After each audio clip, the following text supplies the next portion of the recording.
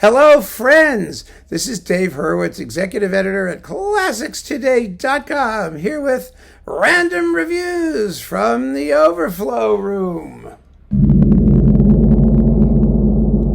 Soft one this time. And we're still schlepping through Mahler. Oh, wow, we've got some really interesting things here. Some very strange things, but oh, aren't they cool? Like this. The Hermann Scherchen Mahler 2 with Mimi Kurzi and the awful Lucretia West. She's the alto at Urlich. She's just, she could be Lucretia Borgia for all we know. I mean, it's just terrible. Anyway, it's with the Vienna State Opera Orchestra, which is not the Vienna Phil and not the Wiener Symphoniker. It's midway between them somehow. And the Vienna Academic Chamber Choir, which you can't have a chamber choir in Mahler 2. Who are they kidding?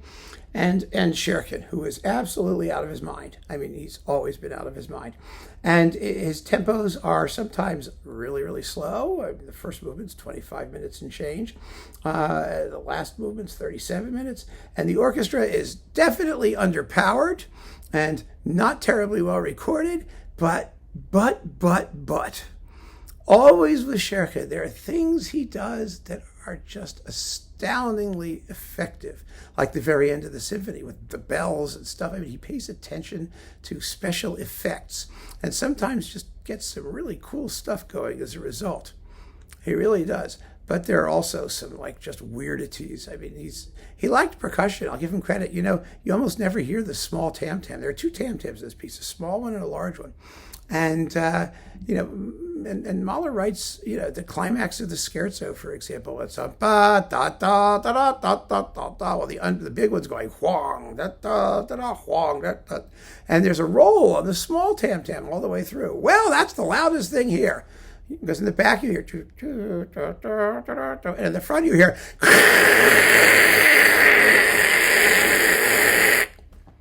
yes, that's the small tam-tam. Things like that. It's very, very strange. But back in the day when there weren't so many Mahler recordings, this will be hard for some of you young'uns to get around. You have to understand. We collected every single possible Mahler recording that came out because they were very, very few, and each one of them was an event. And, to have this next to Bernstein and some of the others, and then Walter, they were all in some ways a little odd or not recorded ideally. So there was room we were figuring out what the acceptable parameters of interpretation were.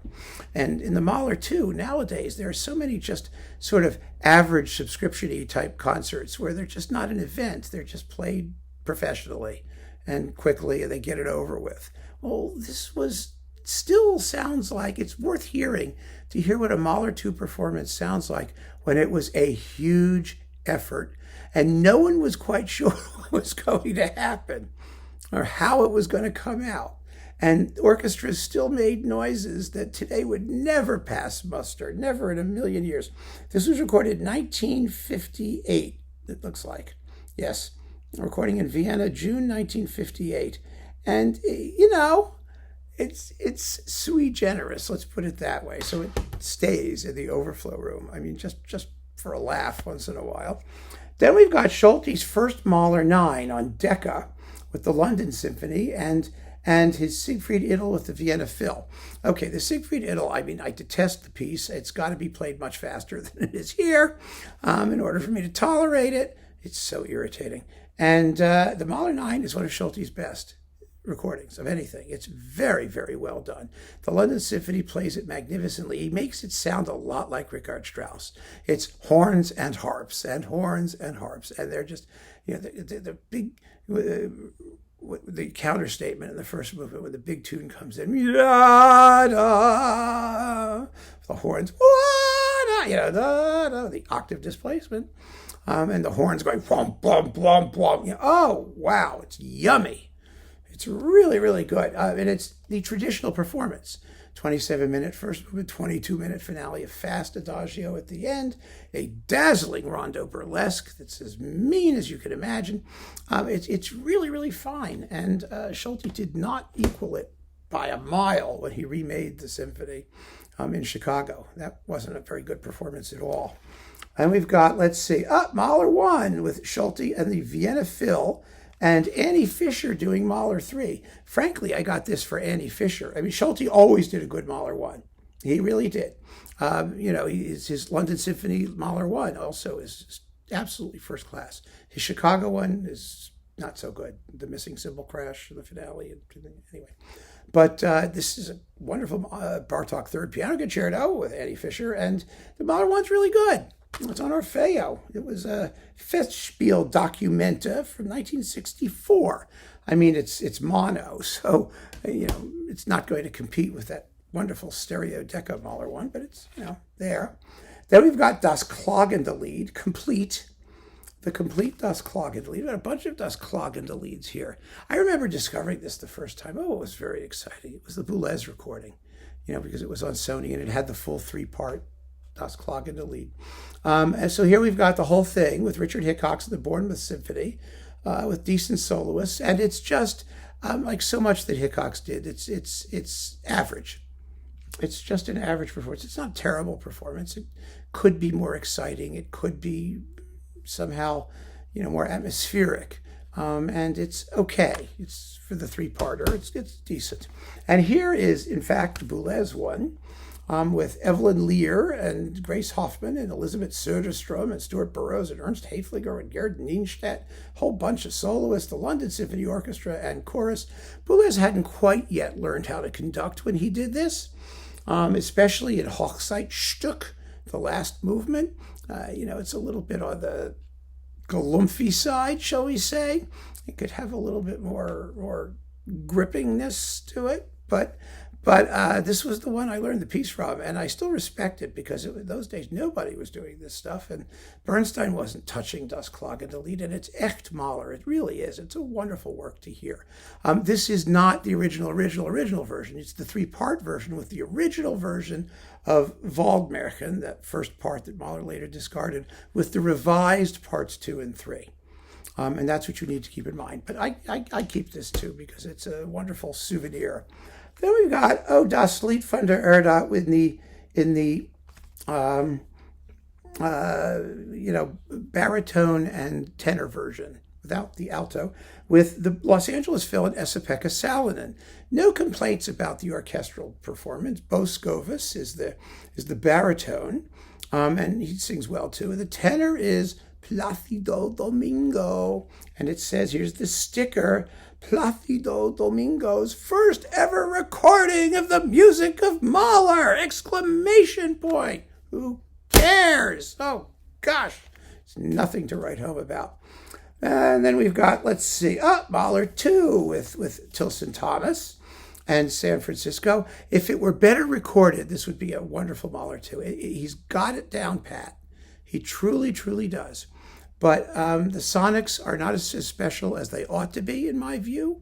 And the performance lacks a certain, like all these performances, Tilson Thomas, or most of them, not all, a certain impactfulness, a certain amount of just drive and spontaneity and noise. It's all a little bit prissy, frankly. And I hate to say it, but there it is. But it's a good performance. It's a very good performance. I just wish the sonics had been better. What's this? Mahler 9. Shai the Concerto. Fabulous. Fabulous, wonderful, amazing, terrific, incredible. It really, really deserves to get far more credit than it does. I mean, the playing of the Concertgebouw is stunning. The wind section alone is amazing. The sonics are wonderful. It's a very serious, very probing, very elegiac performance, which is what the piece is, right? I mean, it's beautiful. It's absolutely beautiful. It's one of my top versions. My however choice, actually, probably one of them for sure. And then, this is fun. This is the Mahler 4 with the Moscow Phil and Galina Vishnevskaya, conducted by David Oistrakh. You know, he was trying to make a career as a conductor toward the end of his life. It's well conducted. Wisniewska, oh, her German is so bizarre. It's so weird and strange and but she does it. She's wrong for it. I mean, totally wrong for it. What's this is on Yedang Classics. Okay, but she's in for it. You know, it's an intriguing performance, shall we say? And we get the Adagio for Symphony Number 10 with Rojdestvensky, recorded in 1963. So that's a little different and interesting. This was 67, the Mahler 4. So yeah, I mean, you know, it was back in the day when we just collected anything Mahler that came out, and especially if it was from some unusual source, like Russia, for example. Oh yes, that was very cool. And then, last but not least, Mahler 6 with Fischer and the Budapest Festival, and it's a very beautiful performance. It really is. I enjoyed it when it came out, and I enjoy it still. I think sometimes. Let me just have a little. I want to just check something out here. Give me a second. It's Mahler. Gustav, that was his first name, right? The conductor is Fischer. Ivan.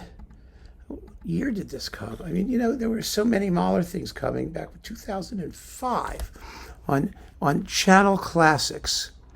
That's what it was. And yeah, I mean, it's a very good performance. I'm just looking at my original review here. I wrote, yeah, this is interesting. You want to just sort of have a moment and from 2005. I reviewed this for ClassicsToday.com. I said it's quite similar to Abato's recent live recording for Deutsche Grammophon. Textures are generally light and transparent with a swift opening march that, by the same token, never sounds unduly rushed or trivialized. The andante comes second, which pisses me off. That's wrong. Not the best option in my view, but I always just play it the right way with the scherzo second. I don't care what they put on the record.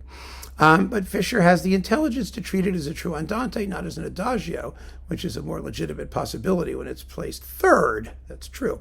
However, in contrast to Abato's boring Berliners, Fischer's orchestra plays better, and he's much better recorded.